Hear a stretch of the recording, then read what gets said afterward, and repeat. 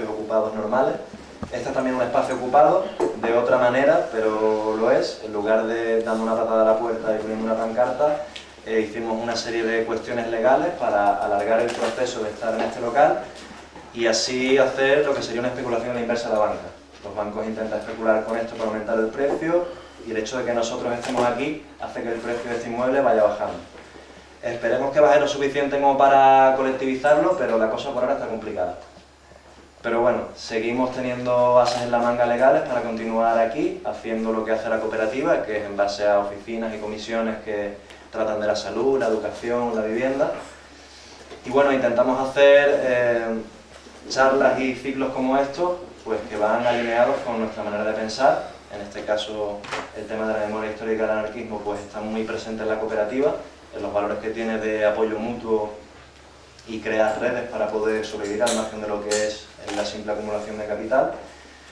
Y bueno, dentro de este ciclo histórico de la memoria del anarquismo en Cataluña, pues tenemos a Xavier Díez, profesor de la Universidad Ramon Llull, periodista. Bueno, aquí contactamos con él sobre todo por el último libro suyo de El catalán.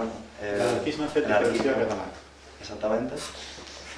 Y bueno, para que nos hable un poco de ilustrarnos un poquito más de esa teoría que va un poco en consonancia con lo que nosotros pensamos, pero que seguro que tiene más formación que nosotros y nos dará luz en varios aspectos.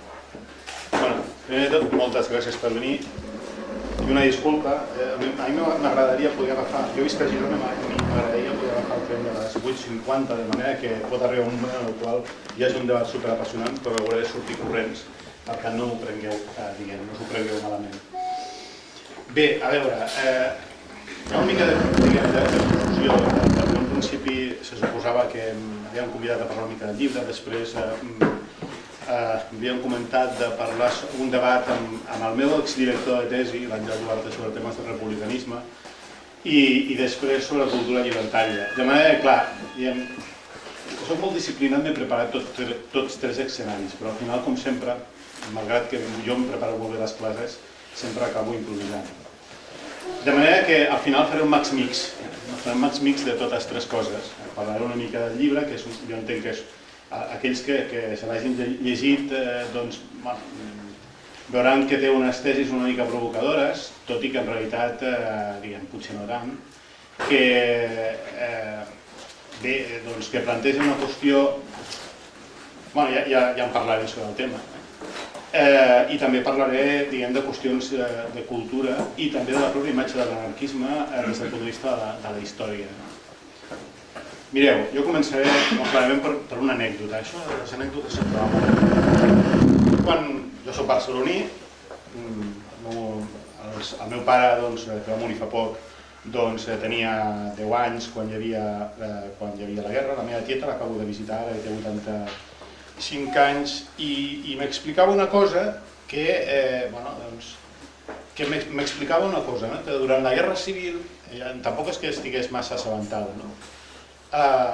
en els teatres va arribar un punt que els acomodadors cobraven el mateix que els protagonistes i els primers actors, i m'ho deia com una curiositat, des d'un punt de vista gens polititzat, sinó més aviat com una curiositat, una cosa així, i fins i tot, estava emprenyada amb els acomodadors que cobressin el mateix, perquè considerava, clar, doncs explicava l'anècdota que crec que va ser un tal Enric Borràs, no pas l'Enric Borràs que hi ha per aquí, Borràs. L'actor, el gran actor, l'estrella Enric Borràs, que havia tingut moltes simpaties amb els llibertaris, però que va dir, doncs si tu has de cobrar igual que jo, dient-li a un acomodador, doncs fes tu d'actor. En fi, aquesta anècdota tenia, m'ho va explicar que jo devia tenir 13 o 14 anys, per tant estic parlant dels anys de la transició, en una època en què també s'estaven col·lectivitzant moltes coses, hi havia una efervescència social important, i a mi em sonava l'estructura de llegenda urbana. Això no pot ser, perquè en el meu entorn ningú podia suportar la idea que tothom cobrés igual, o que tothom tingués els mateixos drets i deures, perquè estàvem vivint en una societat molt jeràrquica i autoritària i a partir d'aquí era molt difícil de creure aquestes coses. Després, jo, bon minyó, bon estudiant, arribo a la universitat, estudio magisteri, tenim professor d'història, d'aquests, perquè més deien, els anarquistes havien fet això, els anarquistes, imagina't que brutos que eren, que havien fet que tothom els teatres treballessin igual i cobressin igual. Res, cap notícia. Després d'acabar magisteri i començar a treballar de mestre i aquestes coses que això, jo poques addiccions tinc, però l'estudi sí que en vaig tenir unes quantes. M'he curat, per això. Bueno, no m'he curat. I de cop i volta m'hi trobo estudiant història, curs pont, quart, cinquè, parlem de la guerra civil, parlem del franquisme, parlem del republicanisme, parlem d'història de Catalunya, història d'Espanya, història del món mundial, i aquests anarquistes que col·lectivitzaven teatres i que feien que cobressin tots el mateix. Res, ni una sola paraula, ni una sola referència. Res, no s'explicava res. A més, perdoneu, jo també sabia i era conscient que el meu avi explicava per aquí que el teu pare havia estat a la Quinta del Biberó, la prequinta del Biberó. El meu avi havia estat a la Quinta del Pastor i jo sabia que havia format part de la CNT, cosa gens estranya perquè als anys 30 hi havia 700.000 a Catalunya que tinguessin carnet a la CNT. Un de cada tres treballadors, un de cada tres o un de cada dos, no recordo amb exactitud la proporció, diguem, havia tingut un avi anarquista. Jo crec que 3/4 parts dels avis dels meus amics havien tingut un avi anarquista, és a dir, la cosa més normal del món. I en canvi, a la universitat, amb la flor innata dels historiadors catalans, cap referència. Com a molt, ens deixava llegir un llibre com l'Eric Hobsbawm que parlava de rebels primitius. És a dir, els anarquistes eren rebels primitius, que era una manera de dir, una manera molt fina de dir. Bé, els anarquistes o eren, que eren molt violents, una mica, o eren tontos i ingenus, la llegenda de la primera versió, eren ingenus i tontos i per tant els van enredar i per tant tenen una condició primitiva que al final feien coses molt lletges com per exemple igualar els salaris o col·lectivitzar coses que no es poden fer, o bé eren dolents i violents. Gent que eren els incontrolats que es dedicaven a matar a trets a qualsevol que sabessin que pregava per les cantonades d'una manera clandestina. Aquesta era la versió oficial. I no us estic parlant d'historiadors, no us estic parlant de professors que fossin la cosa més reaccionària del món, que va, al contrari, us parlo de la flor innata dels progres barcelonins dels anys 80. I bé, això, clar, no em quadrava. A més, el vulgui o no, clar, jo el meu avi no el vaig conèixer, però alguns avis dels meus amics sí que els vaig conèixer i no em semblaven ni rebels, bueno, sí, rebels sí que ho eren, no em semblaven ni tontos ni dolents. I aleshores, clar, comences a indagar una mica més, vaig començar a fer una tesi doctoral sobre anarquisme, sobre temes, coses, diguem, que s'havien estudiat poc, perquè quan jo vaig començar a fer recerca sobre anarquisme als anys 90, era una època que hi havia molta sequera sobre aquests estudis. Durant els anys 70 hi ha una petita eclosió i es comencen a fer unes certes recerques, però molt concentrades en el que seria l'anarcosindicalisme, la CNT, diguem, l'entramat institucional.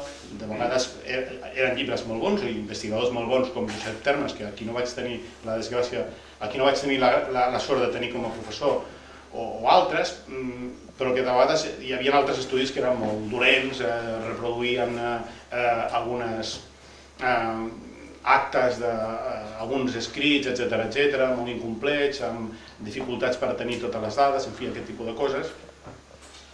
I aleshores jo em vaig dedicar a fer qüestions més ideològiques. Jo recordo haver fet el meu primer llibre sobre el discurs sexual de l'anarquisme, una cosa bastant curiosa, que aleshores expliques i descobreixes una mica atònit que la primera llei d'avortament que es va arribar a fer a Europa, l'avortament lliure, es va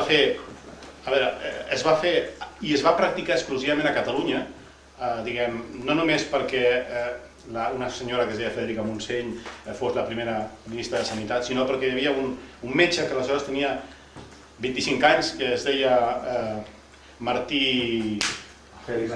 Félix Martí Ibáñez, Fèlix, gràcies. I que després a l'exili va tenir una carrera exitosa de metge a Nova York i que als 23-24 anys feia un consultori sexològic, el primer que hi havia a la revista Estudios, i que a més la seva tesi doctoral, el Premi Especial de Llicenciatura, feia una comparació sobre el pensament místic a l'Índia i la medicina occidental, cosa que caus de cul, d'aquestes coses que vas descobrint. Després sobre un corrent que em va semblar una mica marginal o poc estudiat, com era l'individualisme anarquista des del punt de vista més filosòfic, la qüestió de la mort lliure, la qüestió fins i tot de l'espiritualitat, aquest tipus de coses poc explotades. Però de cop i volta, un dia, un amic meu, professor de l'Institut del Teatre, en Francesc Foguet, em demana que faci, volen fer un treball sobre la revolució, el teatre i la revolució, durant la revolució, clar, i em demana un article sobre la col·lectivització del teatre. I en aquest article sobre la col·lectivització del teatre descobreixo que allò que m'havia explicat la meva tieta doncs no era tal llegenda urbana, sinó era un fet real. I no només era un fet real, sinó que a més era constatable en testimonis escrits per part dels seus protagonistes, el més interessant, per part dels seus detractors, que per cert, entre els seus detractors hi havia la UGT, el PSUC, Esquerra Republicana de Catalunya, perquè, clar, considerava... Estem parlant... Ho explicaré una mica per què. Però que, per exemple, això ho tenia i de cop i volta veig que... A veure, els empresaris en els teatres, molts surten corrents, altres es queden, perquè el món del teatre no és un negoci normal, hi havia una mica de tot, i el món del teatre, com el món de la faràndula, sempre hi havia hagut unes connexions molt interessants entre el món anarquista i treballador i el món de l'espectacle, perquè sempre els unia una certa bohèmia, malgrat tot, una bohèmia una mica simbiòtica. De vegades hi havia uns primers autors que sabien que no els publicarien mai ni els representarien mai cap obra en el món, en els mitjans convencionals, i que havien de recórrer a editorials anarquistes o més o menys llibertàries, a premsa anarquista, grups de teatre, és a dir, hi havia aquesta confluència. Després acabàvem prenent absenta junts i drogant-se junts i anant a orgies junts i aquestes coses, però hi havia una certa confluència. Però sí que de cop i volta la CNT, que tenia un espectacle Sindicat Únic d'Espectacles Públics, doncs prenen el control dels teatres de Barcelona i d'altres llocs i, per exemple, comencen tenen un seguit d'obsessions, que era, per exemple, acabar amb la precarietat del treball dels actors i acabar amb l'atur dins del sector. Qui s'hagi dedicat al món de l'espectacle i el teatre sap que és una feina molt, molt inestable, sense cap mena de seguretat, i en aquella època ni seguretat social ni històries. I de cop i volta, aquest Sindicat Únic d'Espectacles Públics, la major part dels quals està format per gent molt jove que són sobretot tècnics, és a dir, sí, acomodadors, però també els d'il·luminació, els mecànics, els de l'Atrezzo, és a dir, aquesta gent que són empleats, que són els sindicats, els artistes, no s'estan, normalment, sí, poden tenir una associació d'actors, hi ha una associació d'actors i directors, hi ha una mena d'associació d'escriptors, en fi, aquest tipus de coses, però no són gaire sindicals, i davant del repte d'aconseguir feina per a tothom, prenen diverses mesures. Per exemple, primer de tot, l'eliminació del benefici empresarial. Sí que hi ha un empresari, un empleat com els altres. I a partir d'aquí, amb això ens estalviem una pasta, perquè sigui viable el negoci. Perquè la seva obsessió en el teatre és que el seu negoci sigui viable. És a dir, no es tracta de fer la revolució i, allò, que fer unes quantes barricades i, allò, celebrar-ho tot, sinó l'endemà cal anar a treballar i, a més, cal aconseguir uns determinats objectius i cal viure molt bé. I anem a veure com organitzem tot. De cop i volta han desaparegut els jefes i ara hem de tirar endavant tot això, perquè de cop i volta el pitjor de la revolució, després en parlaré de Vicenç Vives, el pitjor de la revolució del 36 és que es va demostrar amb fets, i això és el que no em volien explicar els meus professors a la universitat, que per molt progrés que fossin, la major part eren de molt bona família, és que era possible muntar la societat sense jefes.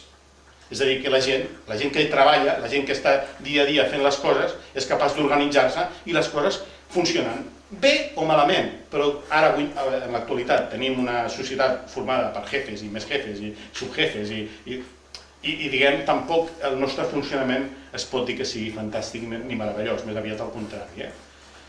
Què més? Fan una cosa que no s'havien plantejat mai i que durant i després de la guerra va funcionar encara. El tema era doble sessió, és a dir, fer una sessió a les 6 i una sessió a les 10. Doble sessió primer, per què? Primer de tot per recaptar més diners. Tia, els anarquistes aquests també tenien el seu punt materialista. Però d'altra banda, també per aconseguir que els treballadors de les fàbriques poguessin tenir dret a anar al teatre. Per què? Doncs perquè els seus horaris no els hi permetien, perquè molts d'ells vivien en les perifèries, i en les perifèries vol dir una hora de transport públic fins al teatre, tornada, en fi, aquest tipus de coses. Que, per cert, també van ampliar el transport públic, amb la col·lectivització del transport públic i ampliar horaris i aquestes coses. Una altra cosa que van fer, utilitzar una programació amb criteris, i en això el meu amic Francesc Foguet estava una mica emprenyat, perquè ell és molt esteticista i aquestes coses, però el que serien les obres eren molt comercials, eren obres taquilleres. Si cal que funcioni el teatre, no buscarem grans experimentacions, sinó que farem, jo què sé, la verbena de la Paloma, o diguem allò, els hits, el top 10, no? I en aquest sentit, això sí, amb els autors, sí que els pagaven, cosa curiosa, el 10% en concepte de dret d'autor, cosa que fins i tot molts autors estaven agraïdíssims perquè sovint resultava que tenien dret a uns drets d'autor teòrics que a la pràctica no els acaben pagant els empresaris perquè diuen, és que anem molt malament de diners, perdona, quan cobrem més, és que estem a punt de desaparèixer, en fi, aquest tipus d'excuses de mal pagador, efectivament de mal pagador, i sovint els autors, com que sovint s'alimenten més d'ego que no pas de diners, doncs deixaven fer. Què més? Van rebaixar les entrades a meitat de preu. Per què? Doncs per aconseguir que el públic que quedava exclòs hi pogués accedir. Van fer altres coses, fins i tot ja més simbòliques, que era unificar preus. Això de a la platea més car i allà al lliner el més barat, s'ha acabat el bròquil. El primer que arriba, tria butaca. Si vols guanyar-te un bon lloc, t'has de perdre el fotiment de temps, a la cua. Clar, i això també estava passant en altres llocs com el transport. Els trens se suprimeixen les classes. No hi ha primera, segona i tercera. El primer que arriba ocupa el lloc que hi ha. En una societat com Barcelona, molt caracteritzada, de la Barcelona dels anys 30, perquè era molt fàcil distingir qui era treballador manual de coll blau i qui era senyor i treballador, això horroritza sobretot a les classes mitjanes que veuen que els treballadors manuals se'ls miraven amb cert menyspreu, sovint fins i tot els qualificaven de murcianos, és a dir, hi havia aquest component fins i tot ètnic, els immigrants, aquests van bruts, són de pagès, tenen la pell colrada i treballen a les mans, i fan mala olor, i de cop i volta jo m'he de seure aquí al seu costat, en el tren i en el teatre. Bé, això és el que propicia que bona part, cosa curiosa, de les classes mitjanes catalanes i botiguers, empleats de coll blanc, etc., que havien saludat amb una certa... que eren republicans, que havien saludat amb una certa eufòria, fins i tot la pròpia revolució, doncs de cop i volta veure aquests que consideraven els seus inferiors socials que estan a la seva mateixa alçada, els horroritza i de cop i volta tots aquests que són molts d'ells són botiguers es fan comunistes, es fan del PSUC. I no es fan comunistes perquè vulguin la revolució soviètica, sinó perquè el PSUC els hi promet que sí, farem una revolució, però una revolució ordenada. És a dir, que hi hagi un jefe, un subjefe, un altre subjefe, que és gent que va vestida de classes mitjanes, I finalment un treballador que sí, viu en una societat molt plena de fraternitat, però els treballadors continuen al seu lloc i tu, com ets un senyor, doncs en comptes de ser un botiguer seràs, jo què sé, el delegat d'abastos de no sé què, no sé quantos, però continuaràs estant per sobre. Això és el que propicia després la contrarrevolució amb una estranya aliança entre independentistes d'Esquerra Republicana, comunistes, diguem, molt prosoviètics del PSUV, però catalans, el govern espanyol que odia els catalans i tots aquests contra els anarquistes i el POU, que és els comunistes heterodoxos. Bé, què més? L'especialització dels teatres, això també ho decreten ells, l'especialització dels teatres en una o dos o en diversos àmbits. Hi ha un per drama, un altre per comèdia. Això és una manera, diguem, un criteri fins i tot industrial d'optimitzar recursos. Que això a les col·lectivitzacions també està passant. És a dir, allà on hi havia 50 barberies, doncs agafen locals molt grans i acaben a 23 o 4 barberies i tots, diguem, treballant tots igual, però comparteixen recursos, no? Doncs el mateix. I, bueno, doncs, el protagonisme de tota aquesta història són els sectors més joves i treballadors més qualificats i, per tant, a part de, per exemple, crear una mena de seguretat social pròpia dels actors, creen fins i tot un sistema de pensions per a actors jubilats, creen, o intenten, perquè al final no se'n surten, perquè l'any 37 tota aquesta història s'ha acabat, gràcies a la contrarrevolució, però també teníem previst fer una escola del teatre, una escola per als nens, diguem, els fills dels actors, en fi, tot un seguit d'uns projectes bastant ambiciosos i que, perquè el cas és que, dic, tot això, diguem, tot aquest tema de la col·lectivització dels teatres, el cas és que funciona, és a dir, tenen beneficis i poden sostenir durant tot aquest temps, diguem, els teatres funcionen amb normalitat, i no només funcionen amb normalitat, diguem, probablement els teatres van plens i pleníssims, no? De fet, per exemple, quan cau una bomba, diguem, allà a la Gran Via, davant del Tívoli, que hi ha, crec que 500 morts, una atacada, la major part dels morts són els que hi ha al teatre en aquells moments. I bé, totes aquestes històries el que demostren i posen molt fefaentment que tots els treballadors cobren el mateix. A poc, diguem, la cosa es va normalitzant perquè sí que és veritat que té un... A veure, malgrat tot no és gaire lògic que un primer actor cobri exactament el mateix per al tipus de responsabilitat que té que un acomodador. Però sí que és veritat que els salaris s'igualen molt. I això passa perquè precisament els sectors que estan més avall són els que ho propicien. El cas del cinema, que jo no el conec tan bé, però també és bastant similar, els que són els tècnics són els que acaben controlant les grans productores i de cop i volta descobrim que mai s'havia fet tanta producció, els estudis no havien fet tanta producció, sobretot en temes documentals, però també en un cinema, com hi ha unes pel·lícules que són, diguem, com Aurora d'Esperanza, que és una precursora del neorealisme italià, o Barrios Bajos, que va molt en la línia del realisme poètic de René Clair, que són obres d'un interès bastant interessant i que havien estat ocultes. Fins i tot jo no em vaig assabentar que existien aquestes pel·lícules fins als 30 molts anys, o quasi 40, i que ara es poden veure per internet i que jo recomano moltíssim. Als meus alumnes sempre els hi dic, mireu-los perquè és molt impactant, perquè a més, pel·lícules com aquestes et diuen molt sobre l'imaginari de molta d'aquesta gent. Jo sempre dic que fins i tot de les pel·lícules dolentes s'aprenen moltes més coses que de les bones. I aquestes no és que fossin molt bones pel·lícules, però resulten exactament molt interessants. I el fet és que això, durant la revolució, aquest tipus de coses no s'atura. Jo ara me centraré, fetes aquestes presentacions, me centraré una mica en la tesi polèmica del meu llibre, allà on parlo que l'anarquisme és un fet diferencial. Bé, a veure, això d'anarquisme fet diferencial català, el que he fet és una certa provocació. Els catalans, si els caracteritzem per alguna cosa, és per ser el més semblant, si fossin gossos, els catalans serien gossos pataners. És a dir, sense pedigrí, ni raça, ni molt menys. És a dir, som una suma de factors molt diversos i circumstàncies històriques. A veure, El meu primer cognom és Díez, el meu segon és Rodríguez, i la major part de... A veure, em penso que només hi ha un 10% de població catalana que té els dos cognoms catalans, i tot i així, en el segle XVI-XVII, un 40% de la població era d'origen occità, i a més sembla ser que també tenim una cosa curiosa.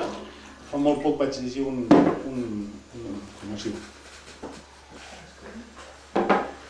una tesi, o el resum d'una tesi fonamentada en temes de... estan posant molt de moda, no? El tema aquest d'estudis poblacionals segons l'ADN, i resultava que, contràriament al que poguéssim pensar a Andalusia, que es podien pensar que hi hauria població amb origen àrab més important, així com diuen que dins de les dones menorquines l'ADN està molt emparentat amb el tema del Líban perquè va haver una colònia fenícia i aquestes coses, podíem pensar que a Andalusia i Cádiz i aquestes coses hi havia molta població amb ADN àrab i resulta que tot el contrari. Es veu que allà on hi ha més presència d'ADN més emparentat amb el nord del Marroc i aquestes coses és al nord de Castella, Galícia i també fins i tot Catalunya. Per què? Doncs perquè en el moment en el qual es produeix l'expulsió i la persecució dels moriscos, molta gent, en comptes d'anar cap avall, tracta de fugir cap a altres llocs i entre altres llocs també Catalunya. És a dir, el tema de la barreja és absolut.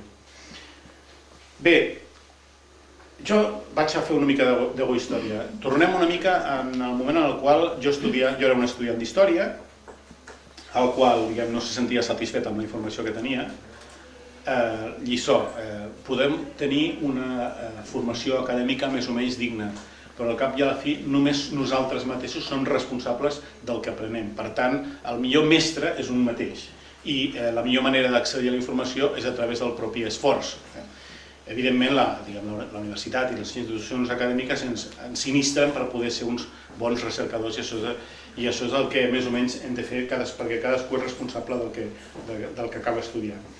Però jo recordo quan tenia 20 anys vaig llegir Notícia de Catalunya del Vicenç Vives, que és un llibre, si no recordo malament, de l'any 54, que després té una reelaboració posterior a l'any 56.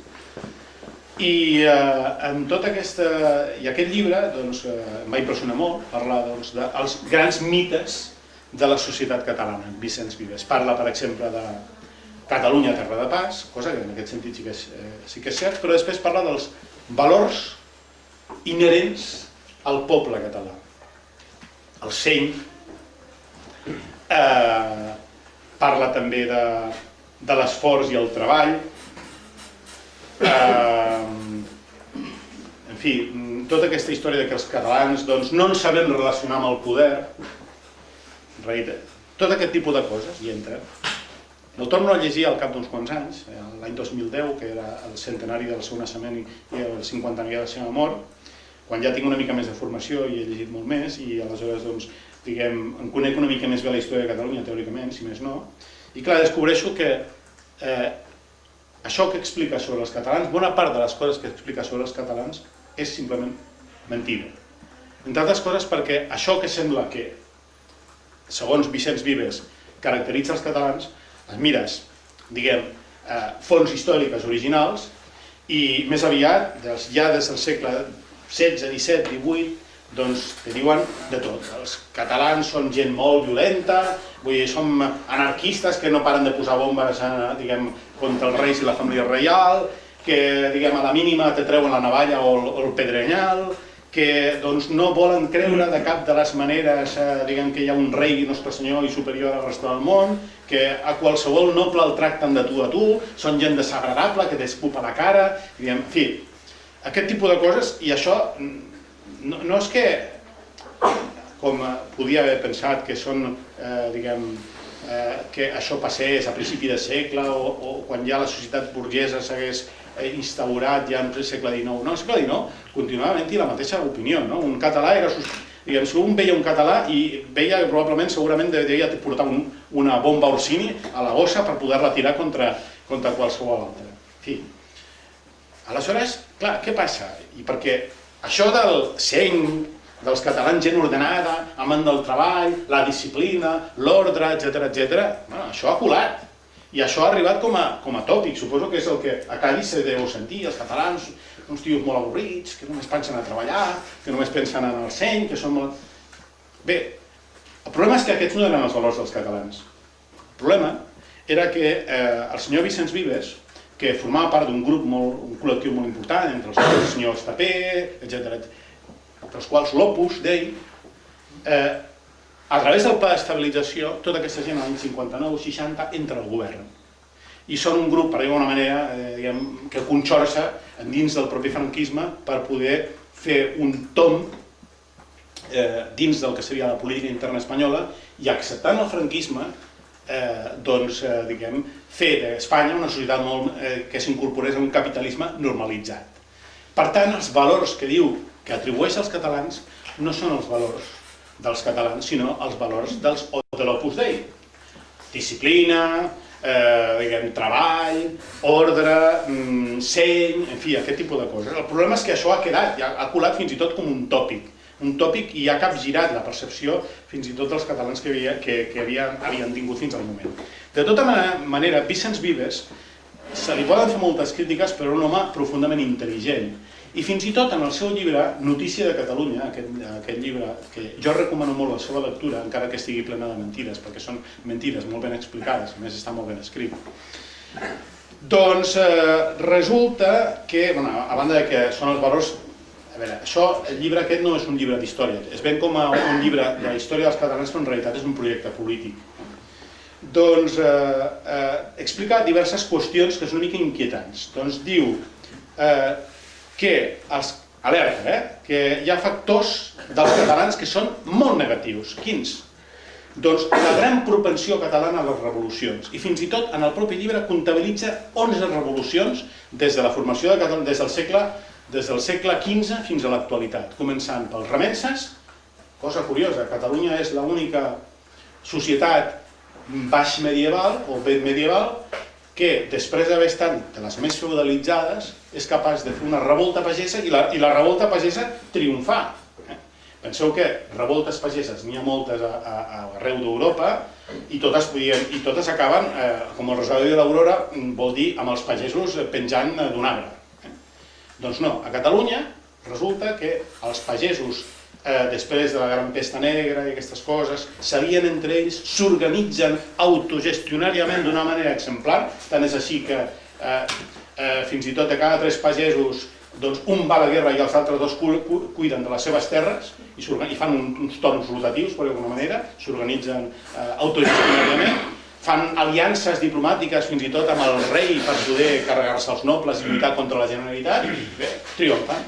I després, la revolta de 1640, que per cert, la revolta de 1640, en el moment en el qual arriben, els catalans, d'acord amb les seves tradicions institucionals, veuen que la monarquia sota Felip IV no els interessa en absolut, destitueixen el rei i munten una república, i com que veuen que la república no els hi sortirà massa bé perquè ningú no els farà massa cas, doncs nomenen Lluís XIII com a comte de Barcelona i per tant el tema aquest de els catalans tenen dret a triar el rei que els vingui de gust. Comencen les tropes castellanes, a més amb una altra, la revolta independentista de Portugal, comencen a entrar sang i foc per Tortosa, Tarragona, etc. I això és el que acaba generant una mica de... Clar, davant d'un atac, el que seria el sentiment nacional, la primera propagandística catalana, etc. En fi, 11 revolucions. I fins i tot el senyor Vicenç Vives n'ha viscut l'any 36. I el senyor Vicenç Vives, que per cert, la seva casa natal a Girona està molt a prop de casa meva, doncs quan té 26 anys viu i experimenta des de Barcelona la pròpia revolució aquesta que iguala salaris amb el teatre, que acaba amb les classes socials, acaba amb les classes fins i tot en el transport, que a més els empresaris fugen però l'economia s'aguanta, funciona més o menys, bé o malament, és igual, com l'actualitat, funciona, no cau. És a dir, la indústria, la vida no es paralitza, funciona sense jefes.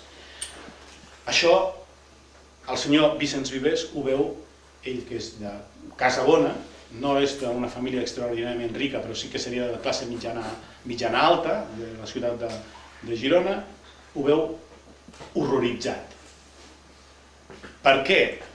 Perquè veu que la seva classe social, de la qual, diguem, totes les classes mitjanes, jo en formo part, vulgui o no vulgui, ens sentim, tenim una autoestima bastant alta perquè ens pensem que el món s'enfonsa sense nosaltres, ui, les classes mitjanes, el millor del món, fi, aquest tipus de coses, doncs va resultar que les classes mitjanes altes són prescindibles, que el món pot funcionar sense elles, és a dir, que no tenen cap mena de funció, i això el senyor Vicenç Vives l'horroritza.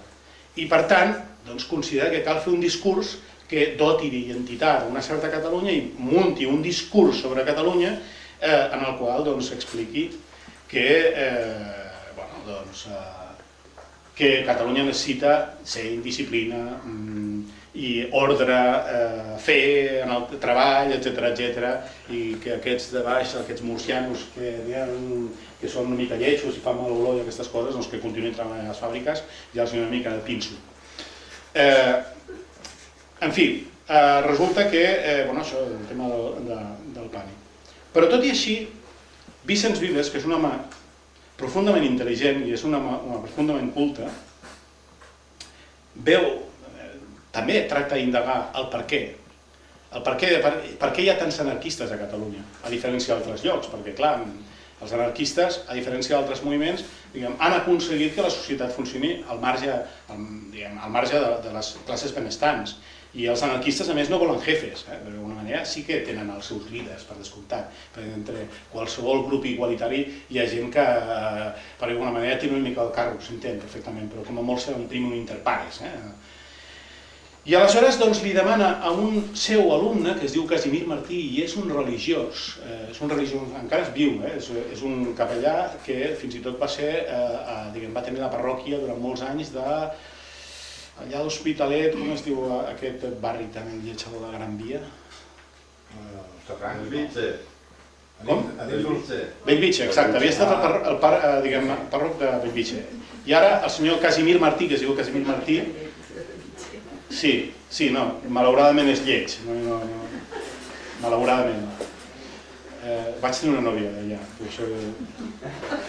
fa molts anys, i sí, era molt depriment sortir d'aquells blocs. Ara és possible que hagi millorat bastant.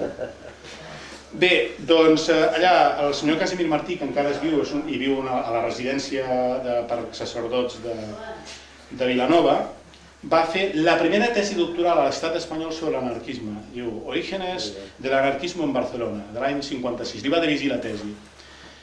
I aleshores en Casimir Martí fa unes anàlisis bastant interessants. Explica per què arriba l'anarquisme a Catalunya i la seva primera tesi és, primer, per la incompetència de les pròpies classes dirigents catalanes que estan obsessionades a pensar que això que existeixin els anarquistes és fruit de la contaminació dels elements estrangers, que és el típic. Quan passa alguna cosa que no t'agrada, segurament que és que ve de fora.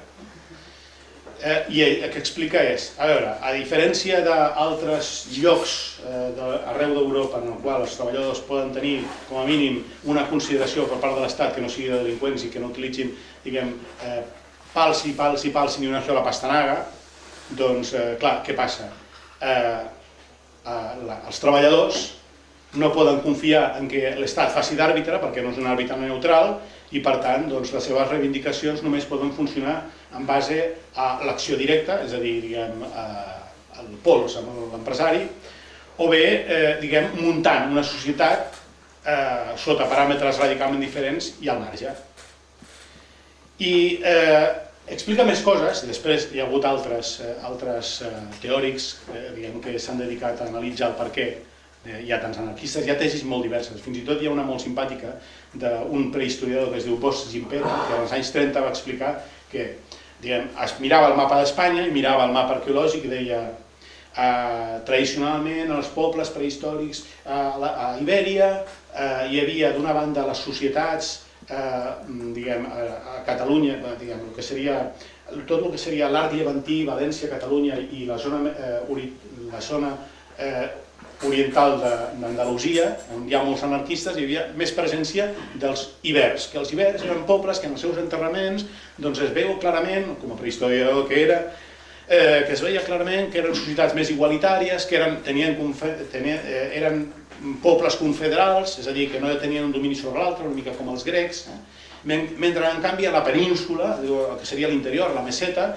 hi havia moviments celtibèrics, que eren pobles que hi havia molta més diferència social en els enterraments, per tant hi havia societats més autoritàries, fins i tot societats, diguem allò, més conqueridores que es dedicaven a tenir una petites metròpolis i després pobles dominats i subjugats, en fi, aquest tipus de... Això és una tesi mig en broma, mig en sèrio que va fer Bosch Gimpera i que explicaria per què, diguem, a Catalunya llevant, Andalusia oriental hi ha molts més anarquistes que no pas a la resta de l'Estat. Els bascos menjaven a part, en aquest sentit. Els bascos també és un poble que no ha tingut un moviment anarquista establert, però també ha tingut una capacitat d'autogestió dels afers i també són societats bastant horitzontals i democràtiques dins del que cap. O d'altres que explicaven, diguem, les tradicions autogestionàries catalanes, en fi, aquest tipus de qüestions. Però el cert és que hi ha altres factors com els històrics. És a dir, Catalunya és una societat que ha estat sotmesa, per d'alguna manera, a dos grans imperis. Hi ha un imperi espanyol i l'imperi francès, que normalment venien a casa armats i repartien estopa. I en aquest sentit, els catalans sempre han estat abandonats, com poden haver estat abandonats els polonesos, o, diguem, sotmesos a unes grans pressions. I sotmesos a unes grans pressions vol dir, per exemple, tenir una actitud col·lectiva d'escepticisme, desenganyat, de malfiats, inquiets, i malgrat que són persones d'una procedència molt heterogènia, també es caracteritzen per la desacralització, la desconfiança en els lideratges. De fet, això crec que va ser Dalí que va dir que el símbol que representava Catalunya era el caganer. Imagineu, enmig de la cosa més sagrada, com la representació del naixement de Jesucrist, va resultar que hi ha un senyor amb una pipa d'una barretina que es caga al costat de Déu. És a dir, aquesta idea que el poder, i en això Vicenç tenia una gran raó, els catalans no ens sabem relacionar amb el poder, és a dir, vol dir, no el respectem. Bé, això fa que hi hagi unes certes connexions que ajuden a entendre per què els catalans han tingut una certa tirada a assumir no organitzacions, deixem una mica de banda l'anarquisme institucional, sinó per tenir determinats comportaments en els quals no confies en el poder, consideres que les coses poden ser fetes al marge de les institucions, confies en que les persones sabran organitzar-se entre elles per tirar endavant qualsevol cosa. Jo acabaré, perquè ja porto fent un rotllo i l'interessant d'aquesta mena de xerrades no és tant el que jo expliqui, sinó el que podem debatre entre tots nosaltres. M'agradaria parlar d'una determinada anècdota, també, que he començat amb anècdotes de recerca i d'historiador, m'agradaria acabar amb una anècdota. Jo fa uns quants anys, quan vaig decidir, quan un vol dedicar-se a la recerca, havia de fer un doctorat i havia de fer una tesi, això és com fer un petit matrimoni, que hauràs d'estar durant uns quants anys dedicant-te a un tema, per tant t'hauràs de buscar potser no la noia més guapa del món, sinó la que et doni més conversa, la que et resulti més interessant, perquè has de conviure uns quants anys amb ells.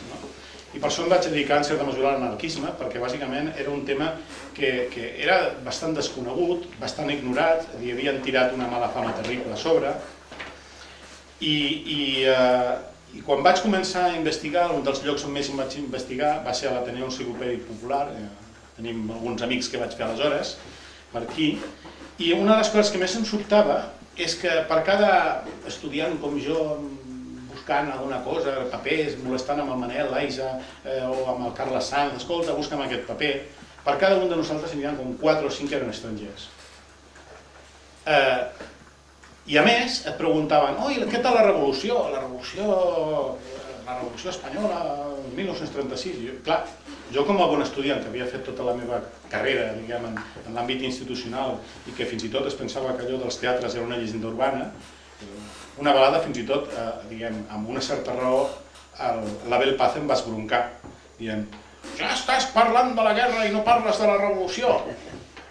Bé, el cert és que durant molts anys el tema de la revolució ha estat un tema, no és que ni tan sols tabú, ha estat esborrat de la història, des de la història institucional, des del que seria la visibilitat social, ha estat negat, reduït a una condició de llegenda urbana. Per què? Perquè malauradament el nostre país està controlat pels nostres Vicenç Vives, n'hi ha molts de Vicenç Vives, no només el que es va morir. I els horroritza una cosa, que és que la societat sense jefes, l'economia, les empreses, les escoles, els hospitals, sense jefes, funcionen tan bé o tan malament com en l'actualitat. Jo sospito fins i tot que millor, però com a mínim no es col·lapsen, funcionen, tiren endavant. Clar, el que passa és que si no hi ha jefes vol dir que fins i tot ens podem repartir els recursos d'una manera molt més raonable que no passa en l'actualitat. I per això han tirat a sobre tones i tones i tones d'oblit i desinformació. I en aquest sentit jo agraeixo a la Cooperativa Integral Catalana, que em penso que ells no es defineixen com a àcrates ni molt menys, però sí que tenen uns determinats capteniments i comportaments que els hi recorden, és a dir, això que es pot viure al marge d'unes determinades estructures i al marge d'una determinada psicologia i al marge d'una manera determinada de cosmovisió del món, perquè en realitat no estem inventant la sopa d'all, sinó que estem recuperant una història fonamentada en l'oblit i en el passat. Moltes gràcies per la paciència i ara us toca a vosaltres.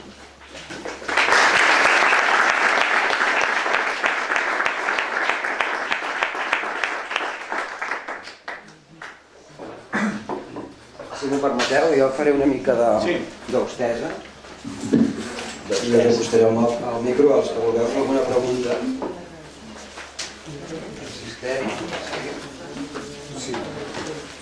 Sí. Un moment, espera, si és tan amable, així podrem enregistrar una mica l'àudio almenys. Sí, Xavier, si podies comentar algun dels documentals aquests que es poden veure a internet perquè puguem fer la cerca i veure. Sí, a veure, hi ha... Aurora d'Esperança és una pel·lícula molt interessant, que és trobar per internet, ho poses a YouTube, Aurora d'Esperança i te la trobes.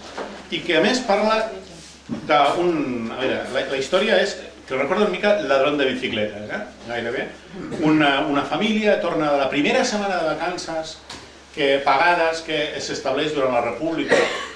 Cosa curiosa, Catalunya sí que té unes singularitats molt interessants.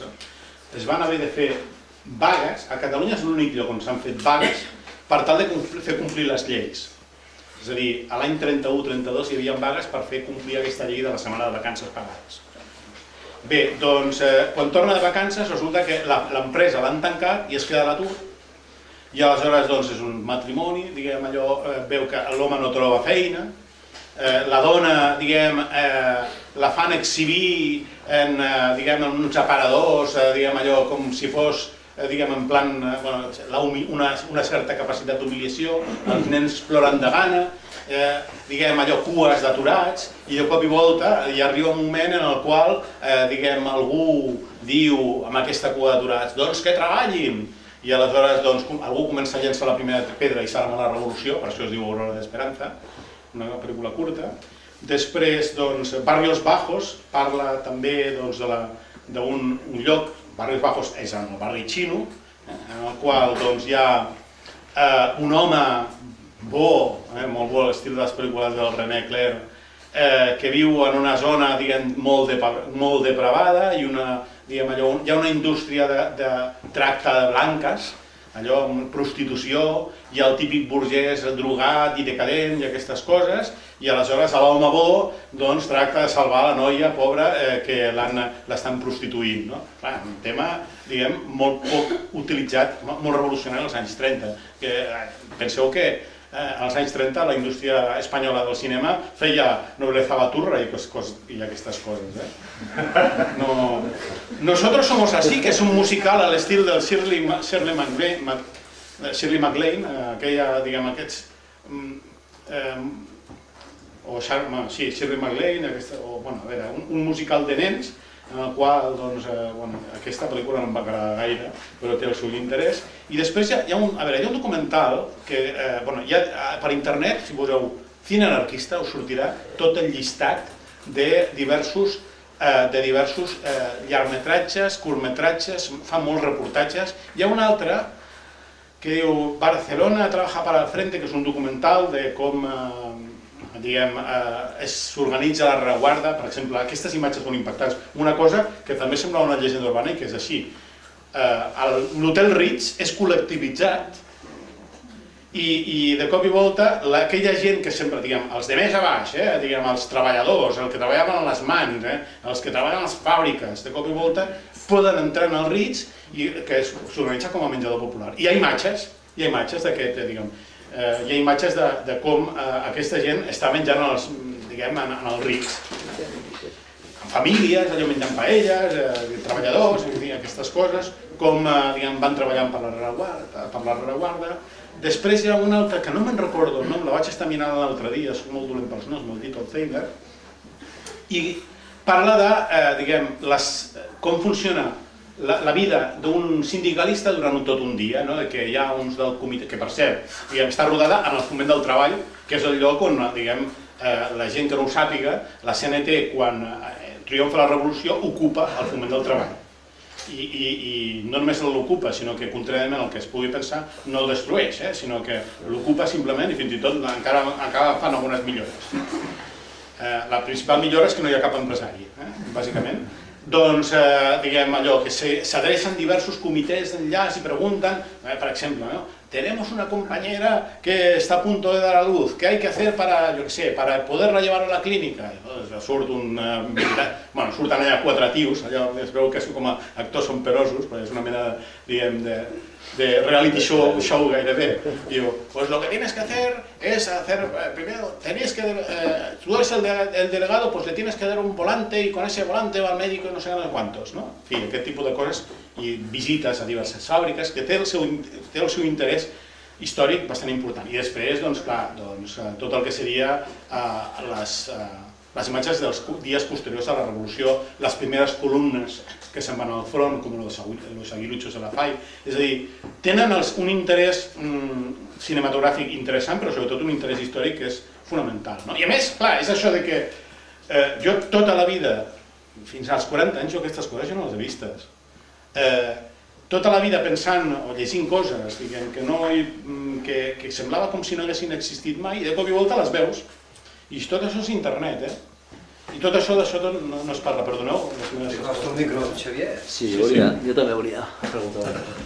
No sé quina abans. Sisplau.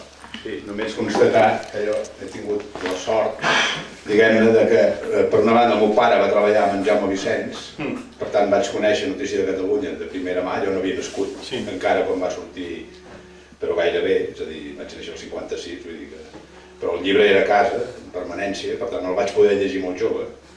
Però clar, per altra banda, el meu pare va anar a la guerra als 16 anys i va fer comunista, però no era de classe mitjana, per cert. No. Era molt jove, va pecar de jove, diguem. De vegades molta gent es feia, d'un partit o d'un altre, simplement perquè els de la teva colla, els del teu barri... No, era el barri. És això. I bé, doncs vaig tenir la sort de tenir de primera mà moltes històries de guerra, etc. per part del pare, però també per part de la meva iaia. La meva iaia havia fet part de Dones Lliures, havia confraternitzat amb la gent de la FAI, i per tant, jo ja de molt jove ja havia tingut la sensació que alguna cosa no ens l'explicava. Evidentment a l'escola franquista no t'ho explicaven, això és cert, no? Però amb companys que en aquella època anaves als 14 o 15 anys a la primera manifestació de Troscos, segurament, ara no me'n recordo, doncs no sabíem res d'això. I si algú sabia alguna cosa, resulta que tot eren pestes. Això també ho esmentes, no? Vull dir que llavors és quan vas descobrint algunes coses, no? Per tant, jo t'agraeixo molt el llibre, perquè en el llibre parles d'això, una cosa que t'estava dient abans, que era que just en el moment que surt Notícia de Catalunya, el Partit Comunista llança la Reconciliació Nacional. Sí. I jo defenso que aquestes dues aquests dos peus, diguem-ne, són les bases del que després seria això que hem dit, la transició democràtica. Sí, efectivament. Perquè a més pensa que la transició democràtica, diguem, qui es va saltar el guió va ser, diguem, apartat. Mira, un dels meus altres llibres, perdona. Sí, no, tranquil. Un dels meus altres llibres, dels meus últims recents, va ser Rodo Ibérico. Vaig fer un recopilatori d'articles sobre la transició de Rodo Ibérico. I Rodo Ibérico, clar, què passa? Doncs hi arriba un moment en el qual hi ha gent molt interessant. Vull dir, a veure, el bo i millor de la intel·lectualitat espanyola dels anys 60 es forja allà. Pasqual Maragall, que per cert va venir a la presentació, Manuel Castells, moltíssima gent, Joan Martínez Alier, gent que després ha tingut trajectòries bastant interessants.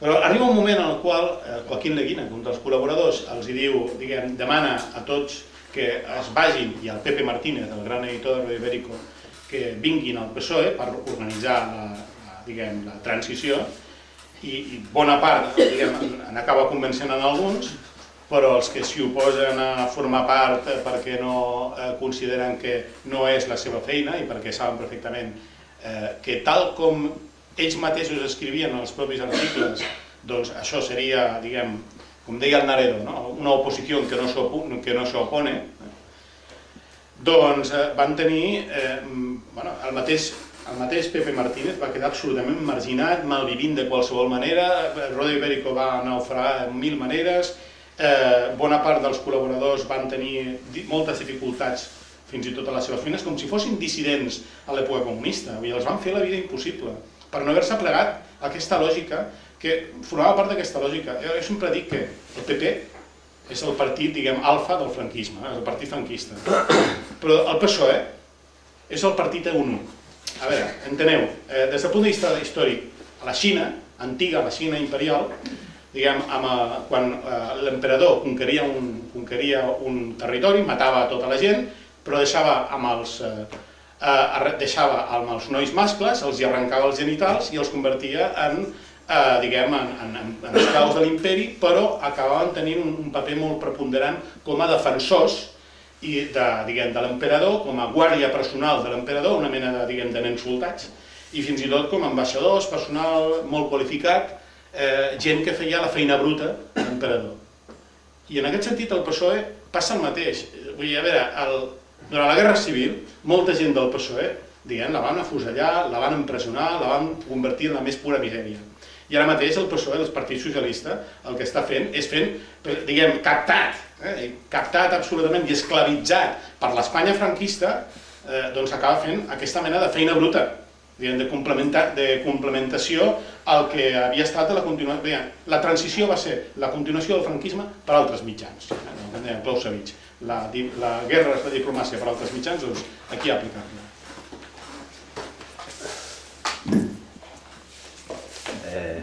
Hola, Xavier, què tal? Fa molts anys que no ens veiem, em sembla. Jo recordo que has dit una cosa interessant. O sigui, la progressia, diguem, entre cometes, els progrés dels anys 70, o sigui, tots aquells que érem anarquistes de joves, que seguim sent anarquistes de grans. Jo recordo, això que has estat explicant és una cosa, o sigui, jo recordo que hi ha un buit entre la cultura oficial, que evidentment no explica absolutament res, ja no solament del moviment llibertari ni de la història de la revolució, sinó de quasi res. Vull dir, els nens avui en dia tampoc saben el que és el franquisme, o sigui, jo no sé el que deuen explicar a l'escola primària, no? Estem parlant del segle XXI, a l'any 13, o sigui, se suposa que han passat... A segon d'ESO, per la teva informació, segon tercer d'ESO. Sí, teòricament, però el que els hi expliquen, del que els hi expliquen a el que realment... Sí, a tercer d'ESO, precisament, els nens de tercer d'ESO que els hi comencen a explicar política podien fer un debat molt interessant sobre quina és l'explicació que dona l'ensenyament actual sobre tots els temes relacionats amb moviments revolucionaris a Catalunya. Sobre el tema Catalunya, anarquisme, moviment llibertari, independentisme, sobre totes aquestes coses, quina és la teva opinió sobre el moviment llibertari o l'autodenominat moviment llibertari independentista, si és que existeix, des del teu punt de vista? Jo per començar, jo faig la provocació. l'anarquisme no existeix. Existeixen molts i molt variats anarquismes, moltes tendències i molts projectes molt diferenciats. Clar, de vegades, si entenem l'anarquisme com una ortodoxia, cosa que no ho és, perquè l'anarquisme és un moviment heterodox i la llibertat, fins i tot l'autonomia, forma part intrínseca, però si l'entenguéssim com un clos tancat, veuríem una contradicció entre el tema o no, entre voler crear un estat i, per tant, veure una contradicció. Però d'altra banda, clar, què passa? Bona part de l'anarquisme del nostre país està molt lligat a les idees de Pi i Margall, que parla de federalisme. Una de les paraules més maltractades de la història és la paraula federalisme. Des del punt de vista del Pi i Margall, i en això elabora aquesta teoria de manera paral·lela a Proudhon, ell entén que cada societat s'ha d'organitzar en base local, és a dir, els ciutadans s'organitzen entre ells en una mena de xarxa, base, per treballar junts, cooperar junts, organitzar coses junts. Aleshores, aquestes comunitats poden federar-se lliurement amb la comunitat del costat per poder compartir coses. I aquests per comunitats nacionals, i l'àmbit nacional de Pi i Margall és Catalunya. I després, et pots federar o et pots desfederar amb qui et roti. Clar, aleshores potser hauríem de parlar més d'aquesta idea, des del punt de vista independentista, que primer de tot és la sobirania en tant que entitat de ciutadans lliures que decideixen una cosa o poden decidir exactament la contrària. Jo, clar, la meva opinió és que si s'ha de triar entre un estat català i un estat espanyol, jo trio un estat llibertari. O un no estat. O un no estat llibertari. Jo prefereixo utilitzar el terme un entramat institucional, perquè malgrat tot les institucions són útils. Les institucions són útils, però sempre i quan estiguin governades per les persones que hi participen, per les persones que hi treballen i les persones que se'n beneficien. Per posar un exemple, una escola. Una escola, doncs, jo al meu entendre, ha de tenir un funcionament més o menys institucional, amb un cert grau de flexibilitat, però ha de ser governat per als docents, per als alumnes i per les seves famílies. Això, clar, governat per un estat que t'ha de dir i t'ha de marcar els programes, etc. Sí, et pots federar amb altres escoles i a veure quina mena de programes i quina mena d'utilitats en fem. Això més o menys des de la meva experiència docent i des de... Jo no soc anarquista, però a partir del meu coneixement de l'anarquisme o falta de coneixement de l'anarquisme, o ignorància. Sí, endavant. Me gustaría saber tu opinión sobre... Podem esperar un segon? ¿Necesitáis grabarlo? Sí, sisplau. Sí. Todo se graba, todo se filma hoy día. Somos actores y actrices. El Felip Puig, que sembla ser que és una persona que té els meus llibres, doncs... No és conya, Us en recordeu com va dir aquells los 2.000 anarquistes italianos? El meu nebot, en Jordi Borràs, li han fet un informe que surt el domicili i tot, i els fatxes l'han amenaçat de mort. Ahir a Madrid em va enviar una pintada una amiga de Madrid, amb una pintada de Jordi Borràs muerto, a Madrid. El Jordi Borràs és un nebot meu, és fotoperiodista, treballa per Nació Digital, etc., és il·lustrador, i a partir de la seva activitat com a fotògraf de manifestacions, en la qual surten manifestants i Mossos d'Esquadra, doncs el van començar a seguir, a fer-li un seguiment. El CSICAT, aquest famós organisme patatero que tenim aquí. El Miquel Sellarès com a assessor en cap. El Miquel Sellarès és el càrrec que ha durat menys en 2 ocasions a la Generalitat. Sí, però la seva ombra és allargada. Totalment allargada, sí. Sí, perdona. Si se l'apropa i el... Sí. No se sent. Ahora sí, quería preguntarte si hay algún estudio, tú estás intentando hacerlo, sobre este tipo de ideas libertarias en la actualidad y las tendencias, digamos, en las mentes jóvenes. Porque yo me relaciono con muchas personas jóvenes y es como que este tipo de forma de pensar que tiene como la libertad como un principio fundamental, es como que hoy veo que hay un empobrecimiento de ideas y mucha más homologación en la forma de pensar acerca de un montón de cosas. Lo que tú dices, el trabajo, la colectivización, esta asimetría salarial que es patética, ¿no? Puede haber una diferencia de 1 a 1000 o de 1 a 100.000 entre el director de una multinacional y el que la barre, y que es una de las asimetrías económicas que producen, por lo tanto, una serie de no equivalencia de poder, y por lo tanto no podemos hablar de democracia con una asimetría económica así, es imposible. Para que haya una mínima democracia, algo que pueda mínimamente llamarse democracia, tiene que haber democracia económica. Si yo gano 600 y otro gana 6.000 cada mes, es estúpido pensar que vivimos en una sociedad democrática. Por lo tanto, concretando, tu opinión acerca de la actualidad y las tendencias en forma de pensar de los jóvenes, etcétera, etcétera, que se pensaba también que Internet iba a ser una revolución en el pensamiento, y yo discrepo, porque como no tengas una buena brújula para orientarte en el océano contradictorio de información, andas perdido, ¿no? Es que entramos en el terreno de la especulación filosófica. Ya. A ver, yo lo que sí que tengo bastante claro es que hay una sensación, primero, de confusión, porque, queramos o no, el mundo de la Guerra Fría separaba o delimitaba dos grandes bloques con dos grandes lenguajes, del cual estaban excluidos, por supuesto, los anarquistas que habían recibido de ambos lados, y por lo tanto oculto, pero que la mayoría de la gente, más o menos, le resultaba muy fácil identificar qué era el capitalismo y qué era el comunismo. Bueno, como explicaba aquel chiste de que todo lo que nos explicaban sobre el comunismo era mentira, pero todo lo que nos explicaban sobre el capitalismo era verdad, a partir de los años 90 hay, por parte de la izquierda tradicional, es decir, la izquierda marxista, etcétera, etcétera, hay un sentimiento de orfandad política. Es decir, las viejas categorías que permitían a la gente estar más o menos orientada han caído.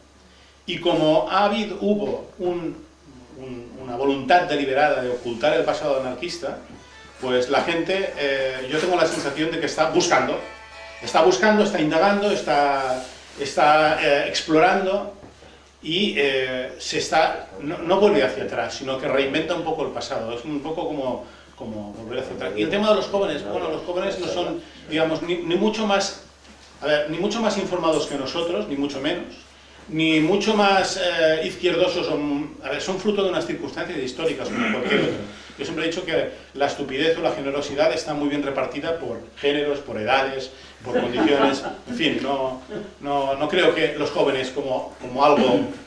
Los jóvenes lo que comparten son, como nosotros, digamos, unas circunstancias históricas, pero no nos hacen ni mejores ni peores personas, ni más listos ni más tontos, ni más osados ni más cobardes. Vull fer alguna pregunta? Hi ha algú que... Hi havia un al fondo hace rato. Jo aixeco la mà ara per si de cas. Qui en del fondo? Sí. Molt bé. Arriba l'alcalde. Hasta aquí. Bé, dues coses. Aquesta que ha sortit, que ha preguntat aquí el company, jo trobo que tots els moviments actualment que participa una participació popular important, 15M, procés constituent i altres, el tema de l'autogestió, de l'horizontalitat, etc., estan superpresents. La Montse Forcades, per exemple, jo la vaig felicitar perquè dic, aquest missatge que tu estàs enviant-nos, ja fa 150 anys que els anarquistes l'estan propagant i sembla ser que s'ha oblidat, alguna cosa han fet malament. O sigui que jo crec que hi ha moltíssima consciència del tema este, ese es el meu punt de vista. Però per lo que jo havia demanat la paraula era per lo que has comentat abans, de que la societat funcionava sense jefes. Pot funcionar. Sí. I jo diré una cosa, els que hem treballat jo ja tinc una edat i he treballat en moltes empreses, per sort o desgràcia, y la meva experiència professional és que les empreses i la societat funciona a pesar dels jefes. Perquè jo podria explicar moltíssims casos amb noms i cognoms de gent que tenia responsabilitat en l'empresa i el que feia era fer-la anar malament. Vull dir que hem de ser conscients que els jefes no fan que funcioni l'empresa, fan que funcioni malament. De fet, dins del que seria allò que en diuen la pseudociència del management consisteix a portar determinats directius destinats a enfonsar una empresa. Exacte, i que com a anècdota, el principi de Peter, us el recomano, i Peter, el Lawrence Peter, fa un anàlisi de com funciona la societat, diu que tots tenim el nostre nivell d'incompetència i quan s'arriba al nostre nivell és el director de l'escola, és el cap de govern, és el cap de l'empresa i allà ja te quedes per sempre. Ja no passes més perquè has arribat al teu nivell d'incompetència i allí fas que tot funcioni malament per el resto. Vale.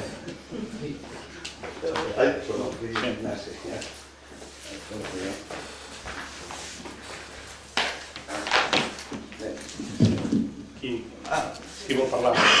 No, és que estic d'acord amb el que has dit. Doncs ara Sí. Bé, les intervencions darreres han evolucionat cap al moment actual i en relació amb això només volia dir una cosa, que és que per mi hi ha un cert contrast entre l'admiració que desperten certes formes organitzatives que efectivament recorden algunes de les experiències anarquistes, històriques, i el contrast que hi ha entre aquestes formes organitzatives i determinades admiracions cap a personatges capdillistes, llegeixis per exemple Hugo Chávez o altres impresentables històricament, dictadors gairebé, capdills en potència que s'autoadoren i fan que els altres els adorin. Sobre això només recordaria que Octavio Alberola té una intervenció clarivident sobre Hugo Chávez, la podeu trobar en xarxa. Per mi aquest contrast és flagrant, diria. Com es pot sostenir que volem unes formes organitzatives horitzontals, democràtiques, igualitàries, cooperatives, etc., amb l'admiració per segons quins personatges o moviments que prediquen tot el contrari, o almenys són la nostra històrica de tot el contrari. Això a tall, diríem, de precisió sobre el present. Tornant una mica sobre el passat i sobre el paper de Vicenç Vives en tota aquesta història, només volia recordar també a tall gairebé de nota breu que Vicenç Vives, el primer llibre que escriu l'any 1940, un cop acabada la guerra, es diu Geopolítica de l'imperi. A favor d'Alemanya. Sí, és un tractat nazi, que després ell fa els possibles perquè ningú se'n recordi que escriu d'aquest llibre. No era un nazi, era un oportunista. Sí, exacte, però vull dir que el context històric s'inspira en la geopolítica nazi i en la geografia nazi, i el cita. Exacte. Però el noucentisme català, diguem, de principis, també era bastant pro-germànic, com el Prat de la Riba i aquesta gent, i parlaven clarament d'imperialisme, és a dir, volien fer de Catalunya una raça forta, diguem, utilitzant aquesta paraula, raça forta, per tal de participar en el pastís colonial. Una conseqüència directa del seu noucentisme. Sí, en aquest sentit hi ha una línia de continuïtat, no? I després també que quan Vicenç Vives publica Notícia de Catalunya, abans ja hi ha hagut un altre llibre que per mi pertany al gènere del surrealisme assagístic, que es diu Les formes de la vida catalana. No, això és de Ferrater Mora. Que és de Ferrater Mora, sí, de l'any 1942, publicat a Xile, per algú que és, si fa no fa, de la generació de Vicenç Vives, que per tant ha viscut la Guerra Civil i està a Xile com a exiliat, i on si llegeixes aquest llibre representa que no hi ha hagut de Guerra Civil a Catalunya. Està escrit publicat l'any 1942 i no hi ha ni una sola referència a la Guerra Civil ni a la Revolució. I ens parla que els catalans el que ens caracteritza és el seny, la mesura, la ironia i el sentit de l'ordre. És una cosa realment increïble. Que no t'escolti Terri Cabres, que és el catedràtic de la càtedra Ferrater Mora. No, m'és igual. Precisament trobo que és una de les primeres formes, a acabada la Guerra Civil, d'una espècie d'ontologia sobre l'ànima catalana, que després s'hi dediquen d'altres, i en Vicenç Vives d'una manera notable a la notícia de Catalunya. Per cert, recordo que Vicenç Vives es va fer un crèdit com a historiador a base de desacreditar el que ell en deia la visió romàntica de la història de Catalunya, perquè deia que estava farcida de mites, i ell fa un llibre que és una espècie d'enciclopèdia mitològica. En aquest sentit és una contradicció flagrant. No sé, amb aquestes contradiccions ja hi trobo.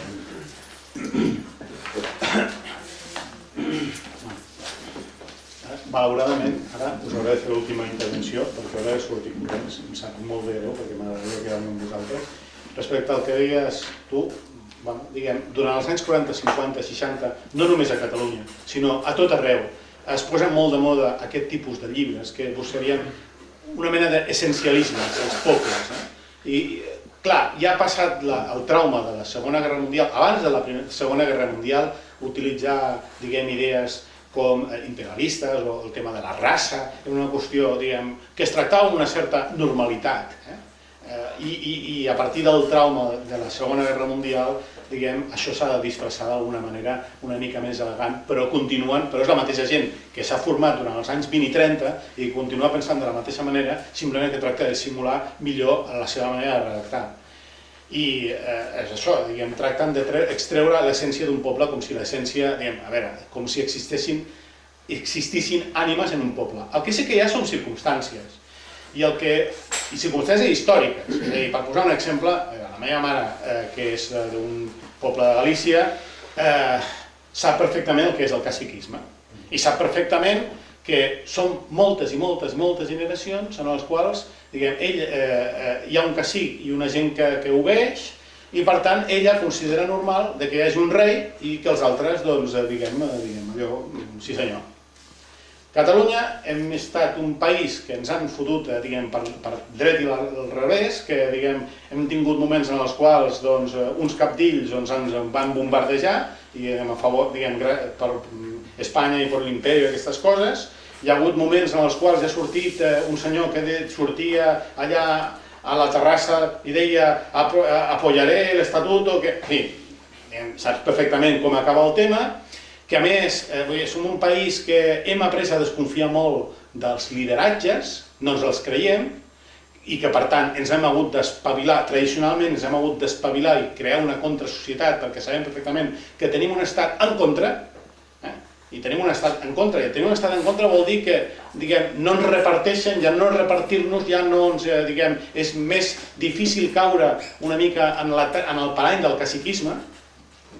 A veure, a Andalusia hi ha un problema molt greu, que és, per exemple, una estructura molt caciquil, molt vinculada sobretot al tema dels grans latifundis, i que a més això ha estat adaptat i adoptat pel propi PSOE i substituint-lo en comptes de fer el que calia, que és una reforma agrària, doncs fer el tema del PER. El tema del PER és una desgràcia pels propis andalusos. Bé, doncs nosaltres, la nostra circumstància històrica fa que, diguem, aquí un Hugo Chávez, els hi fem un Polònia. El nostre humor és absolutament corrosiu i és, diguem, absolutament subversiu, el nostre humor, el nostre sentit de l'humor. Per tant, clar, això fa que siguem un país que per les circumstàncies diverses és més probable que, diguem, siguem més susceptibles que siguem allò que se'n podria dir anarquisme, se li pot dir com li vulgui. El nom aquí no fa la cosa. Hi ha un sentit de rebel·lia, un sentit de... Hi ha una cosa que és una droga molt addictiva, que és el tema de la llibertat. És a dir, el tema que no ens agrada que ningú no mani i no acceptem l'autoritat d'algú que s'abroga, que forma part, jo que sé, d'una superioritat. Us vaig a posar un exemple. En Jordi Nadal, que va fer un llibre excel·lent, Jordi Nadal, el tiet del Quim Nadal, que encara es viu, també de l'època de Vicenç Vives, va fer un estudi molt complet sobre la demografia catalana i va ser aquest que va descobrir que hi havia hagut, crec que el 40% de la població al segle XVI a Catalunya provenia de França, era occità. Ell no es pregunta per què. Jo he començat a... Tinc un company, l'Òscar Gené, que s'ha dedicat a treballar temes transfronterers, i ell fa una hipòtesi que a mi em sembla versemblant i diguem que interpreta allò que Jordi Nadal parla com a un fet, ell fa una explicació. A veure, no estàvem en decadència en el segle XVI, segons la història de Catalunya? És a dir, no estem en una època en què teòricament, a més, els pirates berberiscos ens estan atacant cada 2 per 3, hi ha un bandidatge terrorífic, hi ha molta violència política i en canvi venen occitans. I per què no se'n van a Castella, que hi ha més diners? Doncs la hipòtesi és que els occitans fugen, no només fugen perquè hi ha les guerres de religions, sinó fugen de França per fugir del feudalisme. Perquè a Catalunya, evidentment, a Catalunya fins i tot els catalans els tracten a pedrades, no tenen una actitud precisament generosa amb els occitans, els tracten malament, però en canvi suposo que el fet que no hi hagi feudalisme, que no puguin ser susceptibles de mals tractes, de mals usos feudals, fa que la gent s'hi quedi. Una de les coses que no s'ha explicat de la migració andalusa a Catalunya, o andalusa o extremenya o qualsevol altre lloc dels perdedors de la guerra, és que, a veure, la llegenda urbana se'ns diu que van venir aquí a buscar unes millors oportunitats econòmiques. Només, em pregunto jo, molts van venir aquí a Catalunya, entre altres coses, perquè els seus pobles eren uns zombis, eren fills dels perdedors, eren assenyalats, no podien viure, se'ls feia la vida impossible, eren considerats una mena d'intocables dins de les seves comunitats. I aquí no se'ls va tractar, van venir aquí i no se'ls va tractar, allò, efusivament, perquè els catalans no som especialment simpàtics, ni generosos, ni enrotllats. Però quan anaven a les fàbriques, se'ls donava un tracte més o menys igualitari. Podia seure a la mateixa taula. Si et deien fill de puta o si et deien imbècil, t'ho deien a la cara. No et tractava una certa condescendència.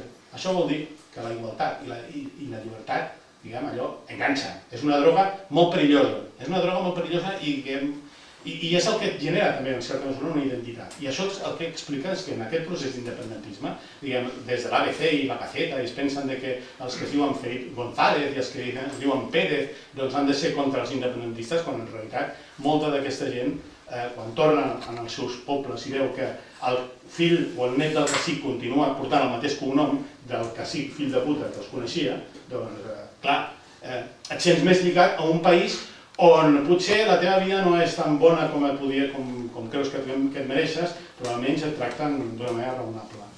I acabaré amb el tema de l'anarquisme. A mi m'agrada molt aquesta definició que deia Kropotkin, que li van encarregar per l'enciclopèdia britànica, el 1905. Anarquisme és el nom donat a un principi o teoria de la vida i conducta que concep una societat sense govern en què s'obté l'harmonia no per sotmetiment a llei ni per obediència a l'autoritat, sinó per acords lliures establerts entre els diversos grups territorials i professionals, lliurement constituïts per la producció i el consum i per la satisfacció de la infinita varietat de necessitats i aspiracions d'un ésser civilitzat. Com deia un filòsof molt conegut, no hace falta decir nada más.